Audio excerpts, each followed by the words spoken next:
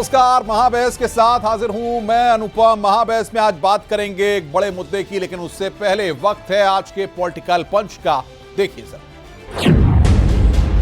हम उनका सम्मान करते हैं और पता नहीं क्यों ऐसा नजर आता है कि उनके ऊपर कोई जैसे कोई राज उनका छिपा हुआ है, जैसे उनको डराया जा रहा है। मैं तो उनसे कहूंगा कि उनको डरने की जरूरत नहीं। ये बड़ा चिंता का विषय और समाज में इस बात को लेके बड़ी अफरा तफरी है। मैं लोगों से कहूंगा कि हिम्मत ना हारे। देखिए, वो तो भारतीय जनता पार्टी के इशारे पर चल रही है, सबको पता है, सबको जानकारी है, तो वहीं से मैनेज होकर के सब बातें करते हैं।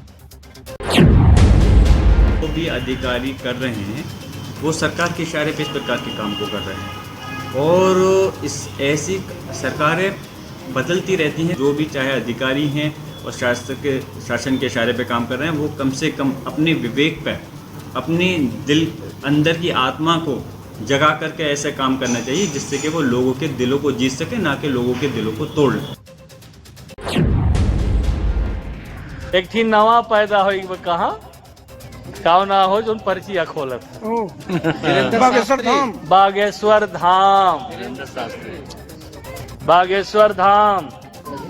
बागेश्वर धाम बाबा पर्ची खोलत है।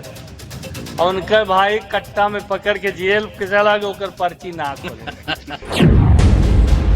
दीपावली का त्योहार आ रहा है, हम सोना ना खरीद करके, क्योंकि धनतेरस भी आ रही है, सोना ना खरीद करके मेरा अनुरोध है कि अपने घर में लोहा और पीतल भी जरूर खरीदें, क्योंकि इससे तुम्हारी बेटियों की रक्षा होगी। उत्तर प्रदेश की सियासत में जब बात गणित की होती है तो सबको डी फैक्टर याद आता है, जिसे सियासतदान सियासत का डी फैक्टर भी कहते हैं। यह फैक्टर ऐसा है कि जिसके साथ जुड़ गया उसको सत्ता की चाबी हासिल करना काफी आसान हो गया। 403 सीटों वाले सूबे के सबसे बड़े सूबे में करीब 21% से ज्यादा आबादी वाला यह फैक्टर राजनीतिक दलों की बनती बिगड़ती रणनीति का लंबे समय तक हिस्सा रहा है। हाल ही में हाथी की तेज चाल ने फिर से डी फैक्टर को 27 के चुनावी दंगल से ऐसा जोड़ा है कि साइकिल के सिपहसालार भी अंकों का खेल खेलने में जुट गए हैं। मायावती ने खुलकर बीएसपी में जान फूंकने की कोशिश शुरू कर दी है, तो अब अखिलेश यादव ने भी तीखे पलटवार किए हैं। उधर चंद्रशेखर ने मायावती से पूछा है कि अब आखिर किससे डर रही हैं। इस पूरे माहौल के बीच में सवाल यह है कि उत्तर प्रदेश में 2027 के वास्ते दलित वोट के रास्ते, दलित वोट की लड़ाई मायावती निशाने पर आई है और आज इसी पर हम महाबहस करेंगे। लेकिन उससे पहले जातीय समीकरणों पर नजर डालते हैं कि जातीय समीकरण उत्तर प्रदेश में क्या है। और यह उत्तर प्रदेश में जो तस्वीर उभर कर सामने आई है, दलित, जिसको आप देख रहे हैं यहां पर इस चार्ट के जरिए हम बताने की कोशिश कर रहे हैं कि 21.1, यानी कि आप ये देखिए कि डी फैक्टर की जिसकी बात हो रही है वो ये दलित है। और अब तक अगर 2007 से समझा जाए, देखा जाए तस्वीर को, तो ये निर्णायक भूमिका में, चाहे मायावती की सोशल इंजीनियरिंग रही हो, दलित, ब्राह्मण, मुस्लिम, ये जो समीकरण बनाने की कोशिश रही है, सभी राजनीतिक दल, चाहे समाजवादी पार्टी की बात करें, यादव, गैर यादव, और अगर बीजेपी की बात करें, क्षत्रिय, दलित, तमाम जो कॉम्बिनेशंस बनाने की कोशिश करते हैं सियासत दल, वो इसी को साथ करके बनाने की कोशिश करते हैं। इसी पर हम बातचीत करेंगे। हमारे साथ हीरो वाजपेयी प्रवक्ता हैं बीजेपी के, वो हमारे साथ जुड़ रहे हैं। कपिल श्रीवास्तव प्रवक्ता समाजवादी पार्टी, अभिमन्यु त्यागी प्रवक्ता कांग्रेस, प्रोफेसर गंगा सहाय दलित चिंतक, प्रभात त्रिपाठी वरिष्ठ पत्रकार, उत्तर प्रदेश की सियासी नब्ज को समझते हैं। लेकिन उससे पहले वक्त है महाबहस के सवालों का। उत्तर प्रदेश में 2027 के वास्ते दलित वोट के रास्ते, ये यहां पर सबसे बड़ी बात है। और चंद्रशेखर बोले मायावती किससे डर रही है, दलित वोट की लड़ाई मायावती निशाने पर आई, ये सवाल जिनको आज हम चर्चा में लेकर आने वाले हैं अपने खास मेहमानों के साथ। सबसे पहले कपिल जी, मैं आपके पास आ रहा हूं। क्यों आपको ऐसा लगता है समाजवादी पार्टी को कि बीएसपी बीजेपी से मिली हुई है और जो कुछ कर रही है वो बीजेपी करवा रही है?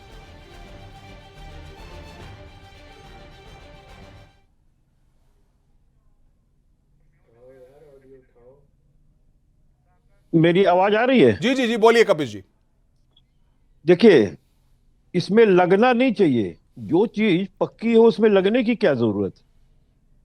परिस्थिति जन्य साक्ष्य चश्मदीद तो बदल सकता है, लेकिन परिस्थिति जन्य साक्ष्य बदले नहीं जा सकते। और आप मुझे बताइए 2019 के उसमें इलेक्शन में जब बहन मायावती जी 2017 में हमारे साथ लड़ी, और उसके बाद हम लोगों ने उनको 19 के इलेक्शन में जब वो लड़ी हमारे साथ, और हम लोग 5 के 5 रह गए और वो 0 से 10 गुना हो गई समाजवादी पार्टी के साथ। और वो उसके बाद उन्होंने अचानक एक बात कही कि हम गठबंधन तोड़ते हैं। और क्यों? क्योंकि जो समाजवादी पार्टी का वोट था वो शिफ्ट नहीं हुआ। अगर शिफ्ट नहीं हुआ होता तो आप 0 थी 0 रह जाती। लेकिन हकीकत क्या है? ये प्रेशर का गेम था। देखिए, भारतीय जनता पार्टी सदैव उनको क्या कहती आई है? वो दौलत की बेटी है, वो भ्रष्टाचार की रानी है। तमाम उनके ऊपर केसेस डाल दिए, सीबीआई ईडी की इंक्वायरी चल रही है उनके पर, उनके भतीजे के ऊपर। तो बेचारी करें क्या? और दूसरी चीज आपको देख रहा होगा, चाहे राष्ट्रपति का इलेक्शन हो, उपराष्ट्रपति का इलेक्शन हो, राज्यसभा का इलेक्शन हो या एमएलसी का इलेक्शन हो, मायावती जी ने तो खुल करके कहा कि हमें समाजवादी पार्टी को हराना है और भारतीय जनता पार्टी तो को मतलब आप सपोर्ट कह रहे हैं करना कि है। बीएसपी के ताले की चाबी जो है वो बीजेपी के पास में है? इसमें कहने वाली बात ही नहीं है। जो रैली हुई है बहन जी की 9 साल के बाद, इतना एक लंबा अंतराल के बाद, हम तो कुंभकर्ण भी नहीं कह सकते, कुंभकर्ण तो हर 6 महीने पे जग जाता था। तो ये कौन सी कुंभकर्णी नीति थी जो टूटी है? गंगा और साहा आप जी बात दलित देखिए, चिंतक है आप, क्या आप मानते हैं कि वाकई में ऐसा है? देखिए, अभी जैसा सिनेरियो उत्तर प्रदेश में दिखाई पड़ रहा है या पूरे देश में भी आप उसको व्यापक करके देख सकते हैं कि देश के दलित अपने लिए एक नेतृत्व की तलाश में हैं। बहन जी पर उन्होंने हमेशा विश्वास जताया, उनके पीछे चले, लेकिन जिस तरह की उदासीनता उनकी राजनीति में देखी गई और जमीनी आंदोलनों से एक दूरी बनती चली गई, उससे लोग एक नए विकल्प की तलाश में लग गए हैं। और अब बहन जी की इस रैली ने एक बार फिर ये साबित कर दिया कि अगर वे सक्रिय हो जाएं, वे जमीनी स्तर पर काम करने लगें, तो लोग अब भी उनको नहीं पसंद तो करते हैं, सवाल उनको यहां पर चाहते ये जिस हैं। डर की बात हो रही है, जिस चाबी की बात हो रही है, क्या डर है बहन जी को? क्यों वो ऐसा नहीं करती हैं? क्यों जनता के साथ संवाद, क्यों जनता के बीच जाना? आखिर वो डर क्या है जिसका चंद्रशेखर भी ऐलान कर रहे हैं? हो सकता है कुछ अंदर की बात ऐसी हो जिसकी तरफ ये लोग संकेत करें, लेकिन मैं जहां से देखता हूं मुझे तो सिर्फ ये दिखाई पड़ता है कि एक जमीनी आंदोलनों से दूरी होने की वजह से ही जनता से एक जुड़ाव था वो कमजोर हो गया है। ऐसा डर तो नहीं होना चाहिए था, इतनी बड़ी नेता है, कद्दावर हीरो नेता है। वाजपेयी जी, मैं आपके पास आ रहा हूं। अभी तक तो आपकी सरकार पर ईडी, सीबीआई, इनकम टैक्स, इन सब चीजों को लेकर के आरोप लगते थे। आखिर आप लोगों ने ऐसी कौन सी चाबी हासिल कर ली है? कैसे आप लोग बीएसपी को डराए हुए हैं कि बीएसपी जो है खुलकर अपने पत्ते ही नहीं खेल पाती है? देखिए, मुझे लगता है कि ये बात हर वो हारा हुआ आदमी बोलता है कि फलाने ने फलाना काम कर दिया, इस वजह से हम हार गए। समाजवादी पार्टी खुद बहन मायावती जी के साथ चुनाव लड़ी और हार गई। दो ऐसे सिक्के के पहलू जो कभी एक न हो सकते थे, एक हुए और फिर जुदा हो गए। समाजवादी पार्टी के ऊपर जो बात मायावती जी ने कही वो एकदम सत्य है कि दलितों पर अगर अत्याचार किसी पार्टी के शासनकाल में हुआ है, उनके जो तमाम चीज जो साधु संत थे, चिंतक थे, उनके अगर नामो निशान को बदलने का काम किया है तो समाजवादी पार्टी ने किया है। ये केवल एक ढिंढोरा है। समाजवादी पार्टी अपने चाचा के खिलाफ भी कहती थी कि शिवपाल जी जो कुछ कर रहे हैं भारतीय जनता पार्टी के कहे कर रहे हैं। भारतीय जनता पार्टी शिवपाल जी को खड़ा किए अखिलेश के सामने। चाचा और भतीजा की लड़ाई इसी वजह से है क्योंकि भारतीय जनता पार्टी, मुझे लगता है इस सब बातें जनता जनार्दन के सामने आती हैं और चुनाव एक सही परीक्षा होती है जिसमें जनता निर्णय करती है। कौन जीरो रह गया, कौन बढ़ गया, ये देखने वाली बात है। पर एक वोट बैंक को भरोसा रहता है कि ये पार्टी के आने से हमको बहुत कठिनाइयां नहीं होंगी। धीरे धीरे वो स्थितियां बनती रही। पिछले कई चुनाव से भारतीय जनता पार्टी का नेतृत्व चुनाव जीतकर जनता के आशीर्वाद से आता रहा और उसमें ये भरोसा रहा बिना इस वर्ग के वोट के, जिसे लोग कहते हैं दलित वर्ग का वोट है, बिना इसके, क्योंकि इसकी वोटिंग की क्षमता अधिक है, वोट डालने जाता है और अपनी पीड़ा का इजहार भी करता है। अगर उसे कोई दिक्कत होती है सरकारों से तो उसके खिलाफ भी वोट करता है और खुलकर उसके बिल्कुल। अभिमन्यु त्यागी, आपको क्या लग रहा है, कांग्रेस के आप स्पोक्सपर्सन हैं, बीएसपी का गेम प्लान क्या लगता है आपको? एकाएक इतने लंबे अंतराल के बाद जिस तरीके से मैसेज देने की कोशिश हुई और ये दलित वोट बैंक को लेकर के जो सियासत हो रही है, ये डी फैक्टर की जो उत्तर प्रदेश में बात होती है, ये फैक्टर वाकई में किस पॉलिटिकल पार्टी का है? अनुपम जी, आपको, पैनल मौजूद सभी लोगों को नमस्कार, जय हिंद, वंदे मातरम। देखिए अनुपम जी, बात सिर्फ वोट की ही नहीं है, हक हिस्से की भी लड़ाई की बात है। और जो लूटा गया है, जिसके साथ शोषण हुआ है, वो दलित समाज है। चाहे हाथरस की हिंसा का मामला हो, चाहे कहीं भी कोई मामला हो, चाहे अभी हाल में रायबरेली का मसला हो, जहां भी दलित के साथ अन्याय हुआ है, विपक्ष साथ में खड़ा हुआ दिखा है। और जो नहीं दिखा वो ऐसा दल है, बसपा है, जो खड़ा रहना चाहिए था। तो दलित समाज आज खुद ये सवाल करने लगा अनुपम जी कि उनका इस्तेमाल किया गया है। आज देखिए, अगर कोई बड़ी ताकत है जो लड़ रही है हक के लिए, जो चाहती है कि सम्मान मिले, वो कांग्रेस पार्टी है। सामाजिक न्याय की हम बात कर रहे हैं। हमने अपने संगठन में भी बराबर की हिस्सेदारी देने का आज काम किया। चाहे पूर्व की सरकारों ने भी आरक्षण लागू करने से लेकर नौकरी का काम किया हो। मैं ये कहना चाहता हूं अनुपम जी, जो संदेश जा रहा है वो ये जा रहा है, जहां लड़ाई महंगाई, भ्रष्टाचार और दलितों के खिलाफ जो शोषण है और रोजगार के लिए सवाल पूछना चाहिए बसपा को, जो जिम्मेदारी भी बनती है। वो बड़ी नेता है, आज वो चुप रही है, लेकिन जब वो बोलती है वो विपक्ष के खिलाफ बोलती है। वो भाजपा को कटघरे में नहीं खड़े रखती, जो भाजपा की सरकार मैं इस पर आऊंगा, मैं पूछूंगा, जाहिर तौर पर वाजपेयी से हमारे साथ जुड़े हुए हैं, उनसे पूछूंगा मैं। प्रभात जी हमारे साथ हैं, वरिष्ठ पत्रकार हैं। प्रभात त्रिपाठी जी, स्वागत है आपका। सर, सबसे बड़ी बात यह है कि 2007 से लेकर के बड़े करीब के साथ बीएसपी की जो स्ट्रेटेजी रही, या जब बसपा की सरकार उत्तर प्रदेश में रही, या उससे पहले भी जब मायावती मुख्यमंत्री रही, जिन चीज़ों को मैंने करीब से देखा है कि मायावती के एडमिनिस्ट्रेशन की गूंज होती थी। अधिकारी आईएएस, आईपीएस, पीपीएस, पीसीएस जो सब होते थे, जिले के दौरे के दौरान कांपते थे कि कहीं आज बहन जी की गाज उन पर न गिर जाए और 24 घंटे में उनका बोरिया बिस्तर न बच जाए। तो सवाल यहां पर यह है, जिसकी सरकार के वक्त में इतना ज्यादा प्रभाव हो, सरकार जाने के बाद न जनता के साथ संवाद है, न जनता से कोई दूरी है, सिर्फ बैठ करके पार्टी कार्यकर्ताओं, कोऑर्डिनेटर्स को बुला करके, मंत्रणा करके, और अब इतने सालों के बाद इतना बड़ा एक रैली, इतना बड़ा एक प्रदर्शन क्या दर्शा रहा है उत्तर प्रदेश में 2027 के लिए?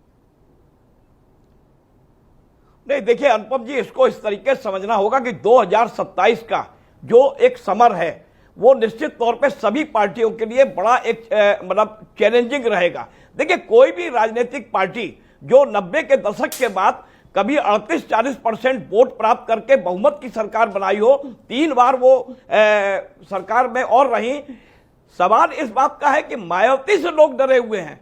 मायावती किसी से नहीं डरी हुई है। ये जो नैरेटिव पेश किया जा रहा है विपक्षी दलों द्वारा, पीटीए की जो उन्होंने हवा निकाली है, जिस तरीके से गेस्ट हाउस कांड में जब मायावती नहीं डरी, तो अब मायावती का पॉलिटिकल, देखिए 10-12 साल वो खामोश क्यों रही, इसका जवाब तो वो देंगे। लेकिन अगर उन्होंने कोई भी काडर बेस्ड जब पार्टी होती है, जो 21%, 22% वोट की पार्टी, अगर वो 7-8% पे आ जाती है, लेकिन प्रभात जी, सवाल ये होता है कि जिस जनता ने आपके नेताओं को वोट देकर के विधायक बनाया, आप उस जनता के किसी के मरे में, किसी के यहाँ शादी में, किसी के यहाँ कार्यक्रम में, क्या बीएसपी के द्वारा इतना मूवमेंट, इतना तमाम आंदोलन चलते हैं, क्या मायावती किसी के यहाँ जाती हुई कभी आपको दिखाई देती है? पता लगता है कि मायावती जो है आज आजमगढ़ में, अलीगढ़ में, कानपुर में कहीं जाती हुई प्रतीत होती है? अनुपम जी, आप अगर इससे आकलन लगा रहे हैं कि मायावती, हाँ निश्चित तौर पे हाथरस की जो घटना हुई, वहां पे दलित बेटी की घटना हुई थी, वहां जाना चाहिए था। लेकिन मायावती को जिस तरीके से लोग ये कह रहे हैं, चंद्रशेखर कह रहे हैं कि डरी हुई है, मैं कह रहा हूं विपक्ष डरा हुआ है मायावती से। और जो ये नैरेटिव बनाया जा रहा है कि भारतीय जनता पार्टी से वो मिली हुई है, ये बिल्कुल गलत है। मैं इसको नहीं मानता हूं। हर राष्ट्रीय पार्टी को, हर पार्टी की अध्यक्ष को, मुखिया को निकलने का अधिकार है, वो अपनी पार्टी को खड़ा करने का अधिकार है। वो अगर आनंद को लेके, अगर उन्होंने इतनी बड़ी रैली की है, और ये रैली मायावती ही कर सकती है। अगर रमाबाई रैली स्थल को भरने की बात आती है तो आज तक बसपा का रिकॉर्ड है कि बसपा ने उसको पूरा किया है।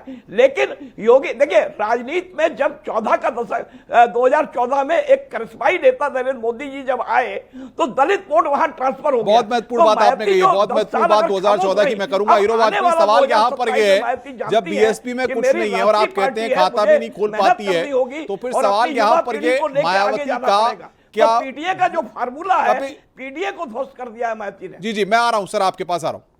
हीरो वाजपेयी जी, सवाल यह है कि जिस तरीके की स्थितियां हैं, आप कह रहे हैं कि बीएसपी खाता भी नहीं खोल पा रही है, तो सवाल यहां पर यह कि जो इतना बड़ा वोट बैंक, जो लोग मायावती की रैली में पहुंचे, क्या ये उत्तर प्रदेश का कोई फैक्टर है वोट बैंक का? क्या उत्तर प्रदेश में जो करीब 21% से ज्यादा दलित आबादी है, बाकी जो सिनेरियो है जिनको हम लगातार बता भी रहे हैं, वो मायावती का कोड वोट बैंक उसके साथ आज भी है 2007 के? देखिए, मायावती जी का जो एक वोट बैंक है वो काफी धीरे धीरे समय के साथ घटता चला गया। बहुत 9 साल बाद उन्होंने कोई रैली की और उस रैली में भीड़ आई। मुझे लगता है कोई भी संगठन जब रैली करता है, अप्रत्याशित भीड़ मानते हैं आप? भीड़ आती है, वो भीड़ आई।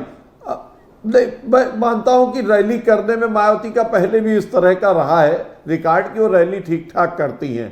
और मुझे ये लगता है कि जिस रैली पे जिसकी बात की वजह से समाजवादी पार्टी बिलबिलाई हुई है, उन्होंने प्रशंसा किस बात को लेकर बीजेपी की कि जो कुछ भी उन्होंने निर्माण कराए थे साधु संतों के नाम पर, काशीराम स्मारक के नाम पर, और उन सब पे जो भी पैसा इकट्ठा होता है वो योगी आदित्यनाथ सरकार ने उन पर खर्च किया, उसमें कोई कटौती नहीं की, उनको ठीक ठाक रखा, उनका रख रखाव मेंटेनेंस ठीक किया, इसकी उन्होंने तारीफ की। और समाजवादी पार्टी वो पैसा दूसरे चीजों में लगा देती थी, इसकी उन्होंने बुराई की। लेकिन इसको ये नहीं मानना चाहिए, अच्छी सरकार होगी तो कहना ही पड़ेगा अच्छा। योगी आदित्यनाथ की सरकार बिना भेदभाव के चल रही है, देखिए इसलिए बेहतर कहा जा रहा है। बिना भेदभाव के, ना हमने कोई नाम बदले, ना हमने नाम बदल दिए, हो गया। देखिए, सबसे बड़ी चीज ये है कि बहन मायावती जी को डोम के अंदर जो चिरकन पैदा हुई थी, जिसको इन्होंने फिलअप किया, वो तो दिखाई दिया। लेकिन जो शुक्ला जी ने पेशाब कर दिया दलित के सर पे, और चौहान साहब जो ओबीसी थे उन्होंने पैर पगारा, वो नहीं दिखा साहब। ना बाराबंकी में पेशाब के इंजेक्शन दिखाई दिए। जिस तरीके से उत्तर प्रदेश दलितों के उत्पीड़न में इस समय नंबर 1 है, क्योंकि इन्होंने 2022 तक के ही एनसीआरबी के आंकड़े दिए, गुजरात पीछे चला गया। तो आप सोचिए ना कि बहन जी तो उस पर बात ही नहीं कर रही है और कह रही है, आप खुद पार्क घूम करके देख लीजिए, काई जमी हुई है, काई, पत्थर काले पड़ गए हैं, कौन सा मेंटेनेंस है? और मैं तीसरी बात आपको कह रहा हूं, जब हमारी सरकार थी तो हम लोगों ने तो एक से एक पौधे लगवाए उसमें, हम लोग तो प्रकृति प्रेमी हैं। और तीसरी बात ये कि हमारे प्रभात भाई कह रहे थे कि ये तो बात बहन जी बताएंगी कि 9 साल बाद क्यों किए, बाकी बात ये इनको मायावती जी ने बता दिया था कि देखो ऐसे कहना है। अरे गजब की बात कहते हैं, जब आप सारे विकल्प दे रहे हैं और आप कह रहे हैं कि वो बहन जी बताएंगे और बाकी बात आप बता रहे हैं। आप मुझे एक बात ये बताइए, जो व्यक्ति एक पार्षद का कभी जीवन में इलेक्शन ना लड़ा हो, वो एकदम डंके की चोट पे ये बात कह रहे हैं, कैसे कह रहे हैं आप?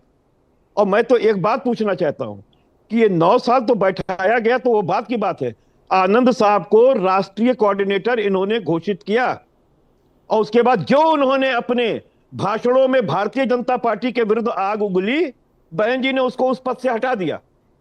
बहन जी तो अपने निर्णय पे ही नहीं खड़ी है। क्या अटल बिहारी वाजपेयी की उस कविता के साथ हो गई हैं कि काल के कपाल पे लिखता मिटाता हूं, गीत नया गाता हूं?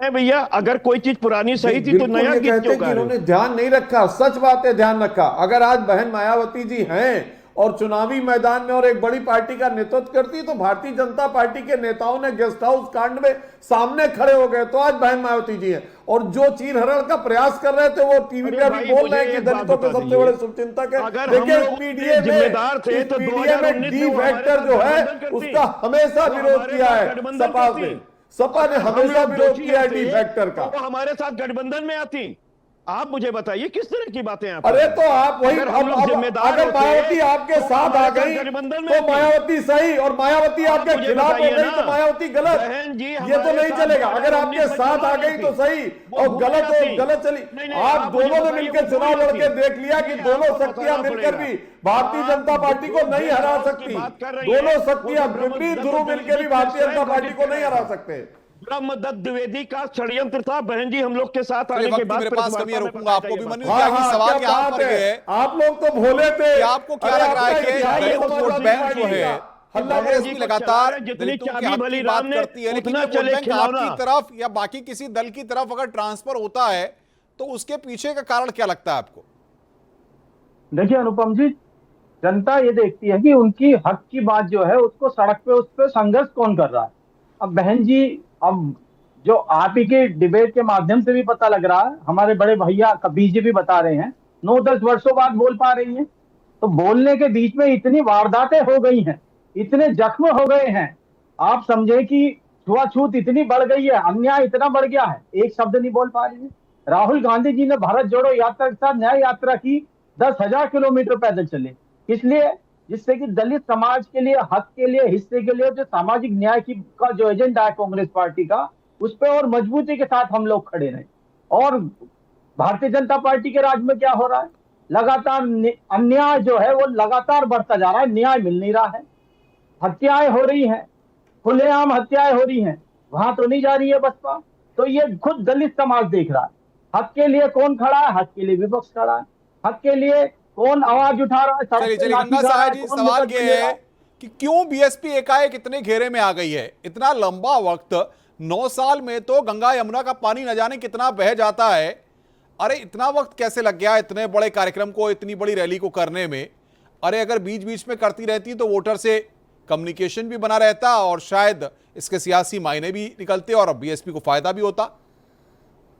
निश्चित तौर पे मेरे ख्याल से सारी बातचीत का निष्कर्ष यही है कि जो कोई दल अगर सत्ता में नहीं है तो उसको कम से कम अच्छे तरह से विपक्ष की भूमिका निभानी चाहिए। और जो हाशिए के समूहों के लिए कोई अगर संगठन दल बना है तो इतनी सारी घटनाएं हैं, उन पर बोलना चाहिए, उन पर कम से कम एक प्रेस स्टेटमेंट जैसे वो पहले दिया करती थी वैसे प्रेस स्टेटमेंट तो उनको देने ही चाहिए थे, रैलियां नहीं की तो। और इसीलिए ये सारे सवाल उठ रहे हैं। तो ये मौका है आत्मालोचन का और फिर से सामाजिक राजनीति में सक्रिय होने का, लोगों के साथ खड़े होने का, क्योंकि लोग अभी भी उनमें विश्वास करते हैं। बिल्कुल। प्रभात त्रिपाठी जी, वक्त की मेरे पास कमी है। इतना बड़ा जनसमूह अगर जुटता है किसी राजनीतिक दल की रैली में तो लोगों की आंखें चौंध जाती हैं, लोग चर्चा करना शुरू कर देते हैं, 2007 के सिनेरियो पर बात करना शुरू कर देते हैं, डी फैक्टर की बात होने लग जाती है। लेकिन सवाल यहां पर यह, मायावती क्यों इन तमाम जनसमूह को सीटों में बदल पाती हैं, क्या कारण है?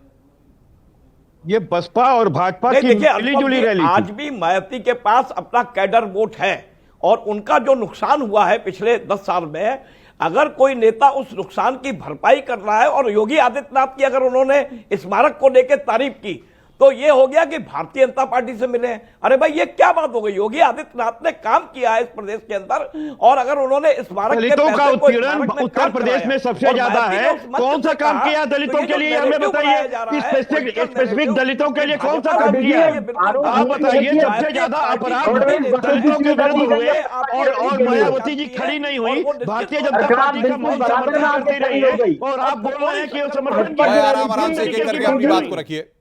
किस तरीके की बातें आप कर रहे हैं? इतना दलित उत्पीड़न हुआ, उत्तर प्रदेश नंबर 1 है, एनसीआरबी का ये आंकड़ा है, और आप उसकी धत्ते अरे भाई कर रहे हैं। कपीश जी, ये राजनीति आप लोग जिस तरीके की राजनीति करते हैं मुझे समझ में नहीं आ रहा चल रही है। अरे डिबेट का जो आपको मुद्दा है समझना आप चाहिए, उस मुद्दे पे बहस तो कीजिए। समझना चाहिए। आपने हम कौन उसी सा मुद्दे की बात कर रहे हैं। योगी आदित्यनाथ जी की तारीफ आप क्यों? जब सत्ता में थे मैं तो पूछ रहा आपकी हूं। सरकार ने दलित को पेशाब का इंजेक्शन बाराबंकी में लगाया जाता है भाजपा नेता के द्वारा। वक्त की मेरे पास कमी, आप सबको यहीं रुकना चाहेंगे, लेकिन इतना जरूर है कि सियासत में अगर देखा जाए, आप सबका बहुत बहुत शुक्रिया हमारे साथ जुड़ने के लिए और बातचीत करने के लिए।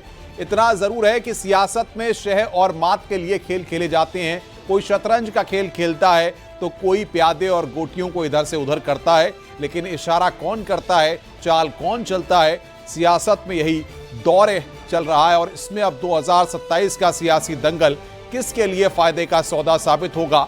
और बीएसपी और बीजेपी दोनों को लेकर के जिस तरीके से आरोप प्रत्यारोप हो रहे हैं, ऐसे में समाजवादी पार्टी की साइकिल कितनी बड़ी सवारी, कितनी बड़ी तैयारी आने वाले वक्त के लिए कर पाएगी, ये तो जनता ही तय करेगी। महाबहस में आज बस इतना ही। नमस्कार।